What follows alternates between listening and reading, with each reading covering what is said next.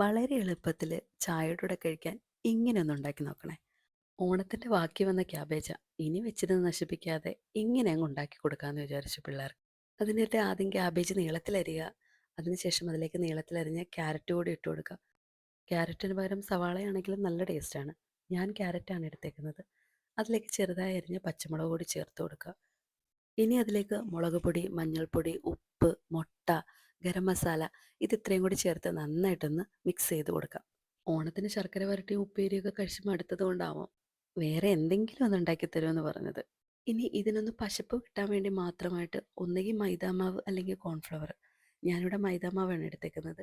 അതിൻ്റെ കൂടെ കുറച്ച് റവയും കൂടി ചേർത്ത് നന്നായിട്ട് ഇളക്കി വെക്കണം. കടയിൽ നിന്ന് വാങ്ങിക്കുന്നതിനെക്കാട്ടിലും നല്ല എണ്ണയൊക്കെ ഉപയോഗിച്ച് നമ്മൾ വീട്ടിൽ തന്നെയല്ലേ ഉണ്ടാക്കി കൊടുക്കുന്നത്. ഇനി എണ്ണ ചൂടാകുമ്പോൾ അതിലേക്ക് ഒരല്പം അല്പമായിട്ടാണ് ഞാൻ ആദ്യം ഇട്ട് കൊടുത്തത്.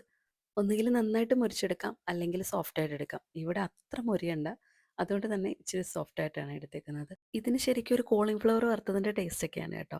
പിന്നെ ഈ ഷേപ്പിൽ മാത്രമല്ല, വടയുടെ ഷേപ്പിലും ഞാനിത് ഉണ്ടാക്കിയെടുത്തു. അപ്പോൾ എന്തായാലും എല്ലാവരും ഒന്ന് ട്രൈ ചെയ്ത് നോക്കണം. അതിനോടൊപ്പം തന്നെ എൻ്റെ ഒരു കുഞ്ഞു ചാനൽ സപ്പോർട്ട് ചെയ്യാനും സബ്സ്ക്രൈബ് ചെയ്യാനും മറക്കല്ലേ.